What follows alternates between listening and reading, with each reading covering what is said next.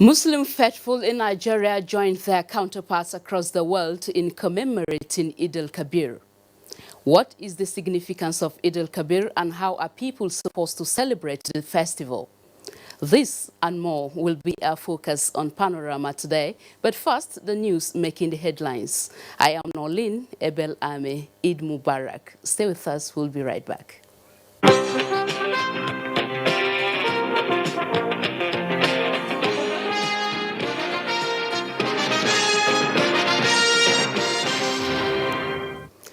President Alpha Condé of the Republic of Guinea has been conferred with a traditional title of Tolban Daura. The Emir of Daura, Umar Farouk, performed the turbaning ceremony on the visiting leader as part of activities marking the Salah celebrations in Daura. Governor Aminu Bello Masari of Katsina State represented President Muhammadu Buhari at the colorful event, which also featured traditional durbar. Details of this will come in our subsequent bulletin. Still in Daura, President Muhammadu Buhari has applauded the NYSC scheme for living up to its mission of national integration. President Buhari was speaking when youth corps members serving in the area paid him Salah homage. He described the scheme as one of the best legacies of the Goan era.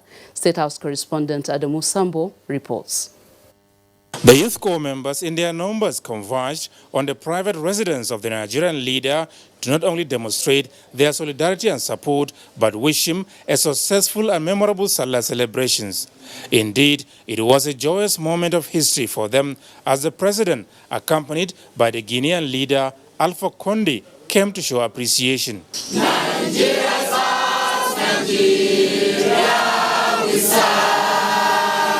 The co-liaison officer, Aliyu Abdullahi, who spoke on their behalf, appreciated President Buhari for his sincerity of purpose and commitment towards addressing Nigeria's fundamental challenges for posterity. May Almighty Allah give you more wisdom and strength fighting against corruption and insecurity in our great nation. President Muhammadu Buhari formally welcomed the corps members to Daura and indeed to his residents, asking them to not only renew their allegiance to Nigeria, but keep faith with the ideals of the NYSC scheme, which he described as well thought out and reassuring. When I met General Gawan, I thanked him for introducing the NYSC. This is a great program. Practical experience will make you disabuse what people think about our plurality in terms of ethnicity and religion. We have over 250 cultures, each one thinking that is superior to the other. It's only the NYSC that is merging us together. And of course the military and the police that are recruited from all over the country. So I congratulate you for serving here, seeing the other side of Nigeria. On his part, President Alpha Condé of Guinea urged the future leaders of the country to genuinely play a part towards achieving the Nigeria of their dreams.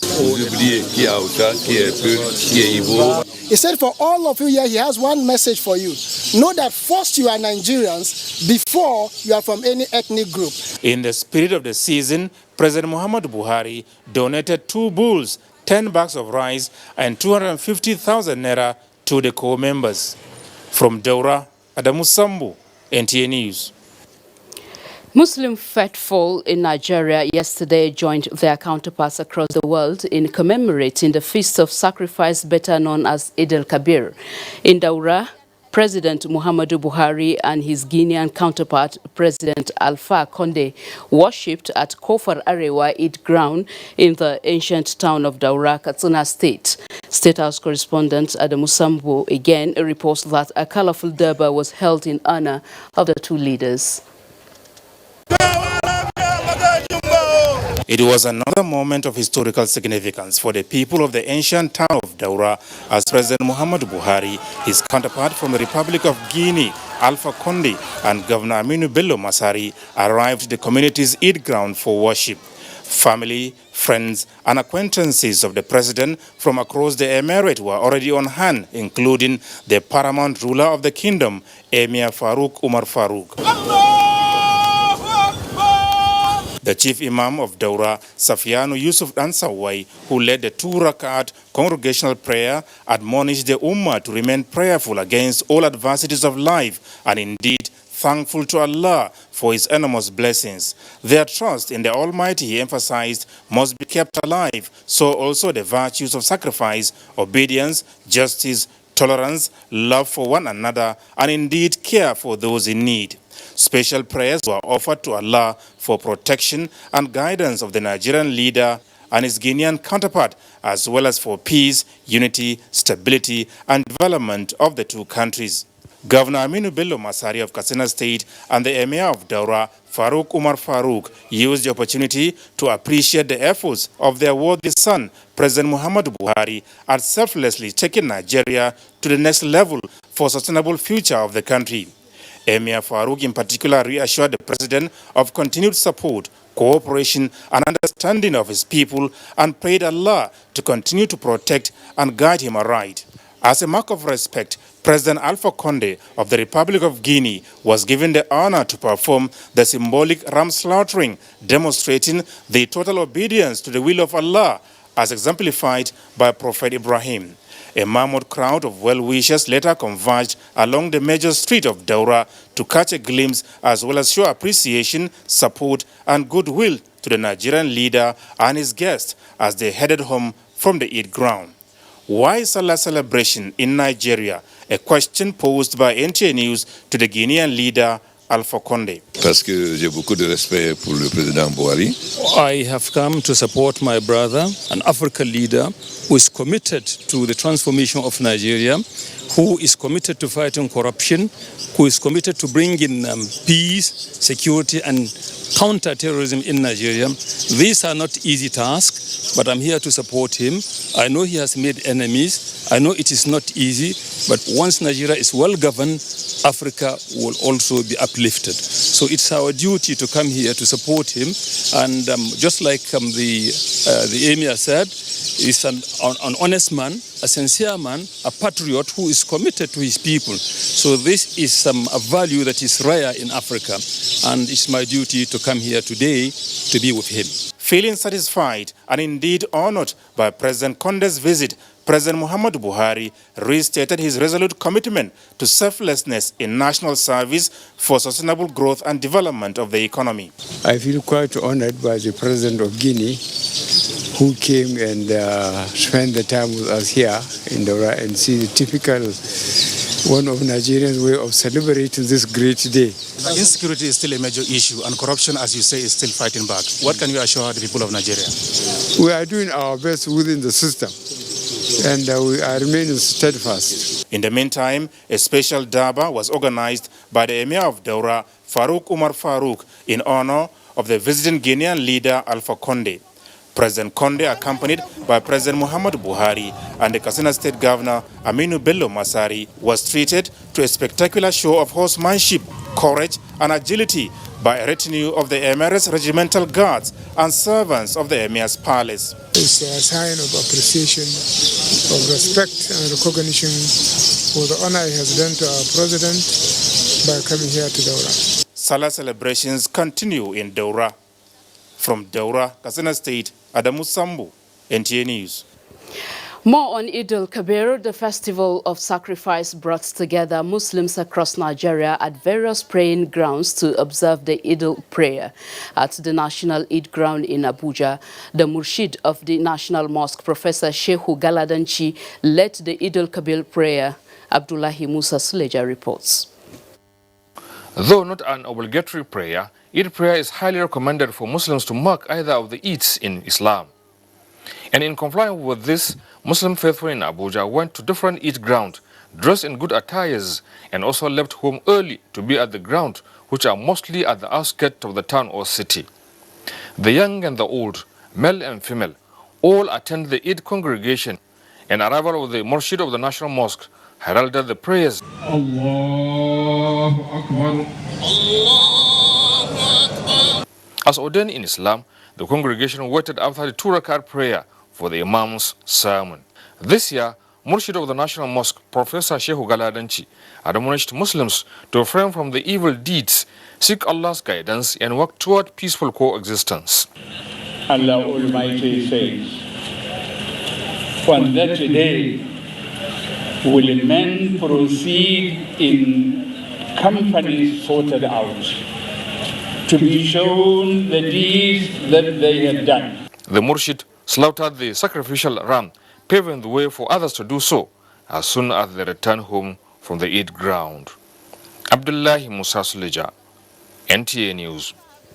Meanwhile, Sultan Muhammad Saad Abubakar III has admonished Nigerians and Muslims in particular to intensify prayers for the country to overcome the security challenges facing the country. This was contained in his Eid-el-Kabir message to Muslim faithful. Sheikh Muhammad Datti reports. The Sultan described security threat as a global phenomenon, hence the need for all to work towards curtailing the menace. He commended security agencies, governments and politicians, urging them to strive hard towards ending insurgency and insecurity in Nigeria. The Sultan said measures put in place by relevant stakeholders are impressive, assuring Nigerians that they will soon see the impact. Sultan Muhammad Saad emphasized on the need for government to provide job opportunities and encourage food production at all levels. He implored Nigerian pilgrims to pray for the nation's security and bumper harvest this cropping season. The Sultan called for peaceful coexistence, love for one another, and respect for each other's view. In Sokoto, Sheikh Muhammad Datti, NTA News. Annual pilgrimage. As pilgrims continue other stages of Hajj exercise, the President of the Senate, Ahmad Lawan, urges Nigerians to prioritize prayers for the country. Lami Ali reports that the President of the Senate is among Nigerian pilgrims. President of the Senate, Ahmed Lawal, emphasized that there is need for understanding among Nigerians as the present government is committed and has the political will to make life better for all citizens, irrespective of ideological, religious, ethnic or regional differences. Those of us in elected positions, especially those of us in the National Assembly, we have decided and we are determined to work with the President, the executive arm of government, to ensure that we address those development and challenges in the country. So we need the understanding of Nigerians. Nigerians have already spoken in this year in the elections, and therefore what we need to do is to go along together with leadership of the country. He says sustained prayers are required for the leadership in its determination to improve all sectors. It is a very important day for all Muslims across the world. And because this is not an occasion that only Muslims really pray, I believe that across the country in Nigeria, our citizens across all the religious persuasions and divisions will pray for Nigeria to come out of these challenges that we are facing. The National Hajj Commission of Nigeria, also on the occasion of Arafat, organized a special prayer session for Nigeria. Ya Allah, Ya Rahman, Ya Rahim, Ya Malik, Ya Quddus, Ya Salam, Ya Mumin, Ya Muhaymin, Ya Aziz, Ya Jabbar, Ya Mutakabbir, Ya Khaliq, Ya Bar, Ya Musawwir, Ya Ghaffar. Pilgrims have in the meantime been carrying out other Hajj rites such as throwing of pebbles at the Jamarat, a symbolic reenactment of actions by Prophet Ibrahim. In Muna, Saudi Arabia, Lami Ali, NTA News. Now joining me in the studio to discuss more on the Eid-el-Kabir celebration is Imam Ilyasu Abdul Mumini, the Chief Imam of Garki Area 8 Mosque, Abuja. Sir, you are welcome. Eid Mubarak to you. You are welcome too. Thank you. Thank you very much. Now, there are two Eids in Islam, the Eid-el-Fitr and Eid-el-Kabir. What is Eid-el-Kabir? أعوذ بالله من الشيطان الرجيم بسم الله الرحمن الرحيم Assalamu alaikum wa rahmatullahi wa barakatuh. My dear listeners and viewers, as you said, there is Eid-el-Fitr and Eid-el-Kabir, but the real name is Eid-el-Adha, but it is still the same thing. The Eid-el-Kabir is a festival that Muslims celebrate all the country, and the Eid-el-Kabir is an Eid of sacrificial of an animal, if you have been opportune to do that. Because if you have the money, you're supposed to purchase the ram so that you can slaughter to follow the injunction of Prophet Muhammad sallallahu alaihi wasallam, and also follow the sunnah of our father Prophet Ibrahim alayhi salatu wasalam. Is very, very necessary and is highly rewardable. But in a situation whereby you are not capable of purchasing the ram, you should be at rest and you should not be bothered, because you should not stress yourself in buying the ram by all means or by borrowing the money, that after the Eid, the person that gave you the money will be pressing you and you don't have the means to pay. All right, now let's look at the significance of the sacrifice itself. First and foremost, as I started mentioning, that Prophet Muhammad sallallahu alaihi wasallam slaughtered a ram for this Eid, and you also as a Muslim, you should also slaughter, because it's highly rewardable. That is why we are trying to see that we buy the ram to slaughter. And the second significance is that Prophet Muhammad sallallahu alaihi wasallam is among the 2 days that he earmarked that Muslims should be celebrating, because during his time he went to Medina and he met those people celebrating their festival for 2 days, and he asked them that what is this? Then they explained to him that there are the 2 days they do celebrate, have their things, enjoy themselves. And he told them that inshallah, Allah has changed or substituted these 2 days to another best 2 days for you, which is Eid-el-Fitr and Eid-el-Adha.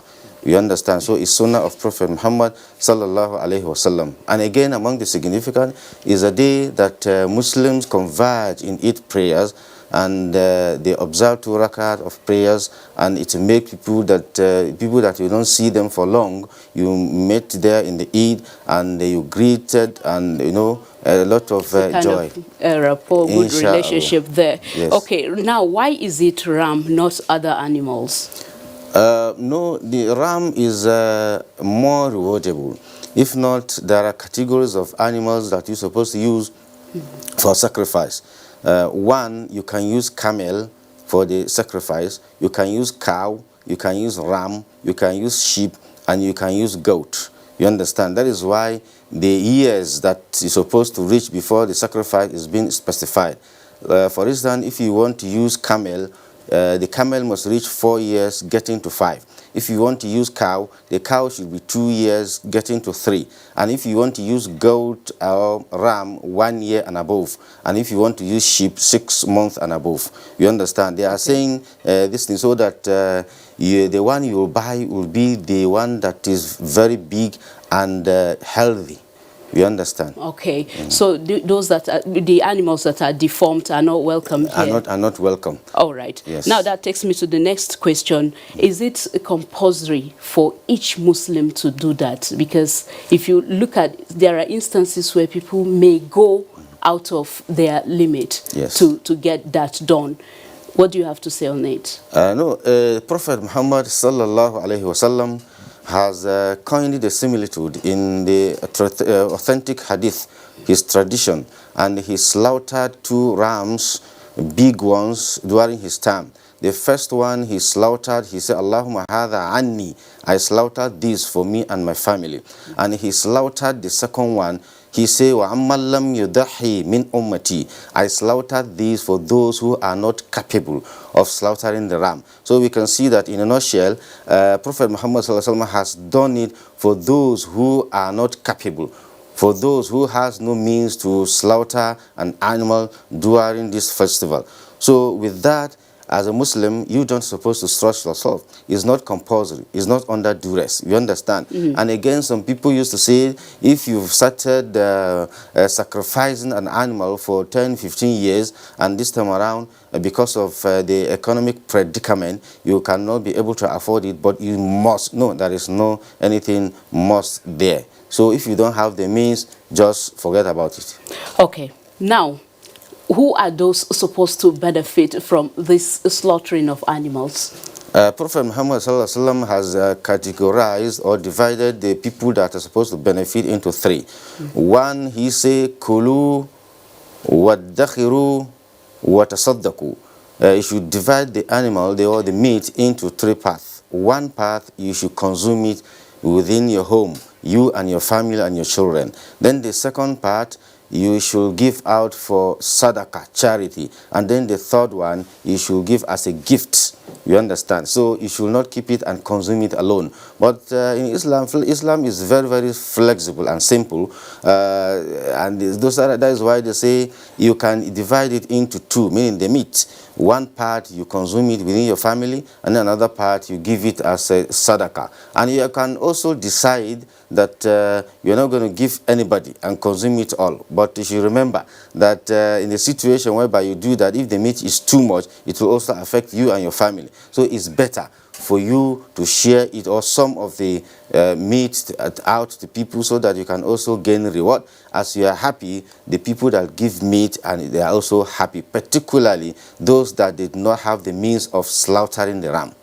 Okay, can it be monetized, the sharing of this gift? Perhaps somebody has not slaughtered a ram and he decides to monetize the sadaqah. So what do you have to say on this? Okay, he slaughtered and he don't want to share. Yes. No, the issue of sharing the meat is have a separate and special reward, and then the issue of money again has another special reward. You can give person meat and you can also add money to eat. You understand? All right. Double reward. Okay, thank you so much for your thoughts on a panorama. Imam Ilyasu Abdul Mumini, thank you for coming. I've been speaking with Imam Ilyasu Abdul Mumini, the Chief Imam of Garki Area 8 Mosque, Abuja. And moving on now, let's take a short break. We'll come back shortly. Independence had been a long and tough one. Our founding fathers and compatriots sacrificed their comfort and even shed their blood. We cannot at this point in history afford to spirit away their sacrifices for immediate but temporary gains of today. Let us emphasize what unites and not what divides us. Working for the unity of purpose with a stronger vision for a better tomorrow. NTA, growing with the nation. Together, no matter where you come from, no matter your religion, we are one. Let's live together. Let's stop fighting each other.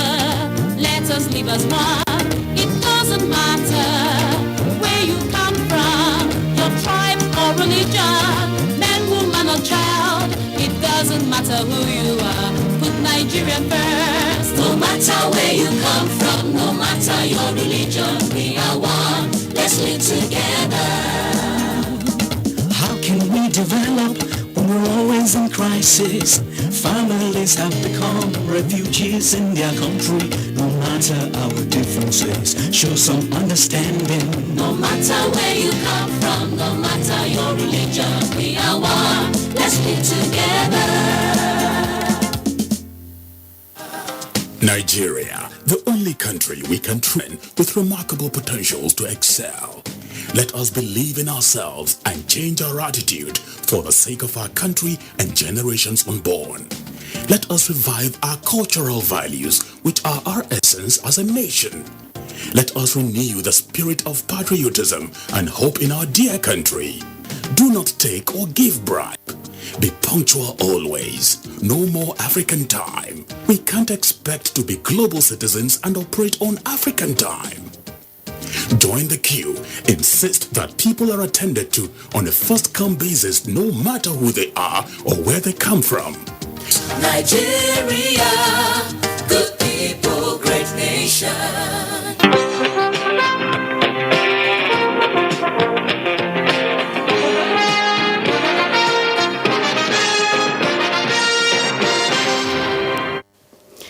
Thank you for rejoining us on Panorama.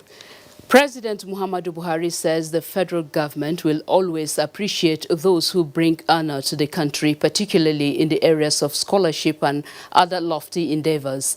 In a statement by the special advisor to the president on media and publicity, Femi Adesina says it is in that light the president sees the recent election of former mass communication teacher Professor Ralph Akinfele into the World of Journalism Education Council, the first African to achieve such feat. President Buhari notes that the election of the University of Lagos done in Paris, France last week hoists Nigeria's flag proudly once again in the international arena, urging Professor Akinfele to serve diligently in the 3-year term, in which he will represent not only Nigeria but the entire African continent. More than 600 participants from 70 countries participated in the World Journalism Education Congress, where Professor Akinfele was elected.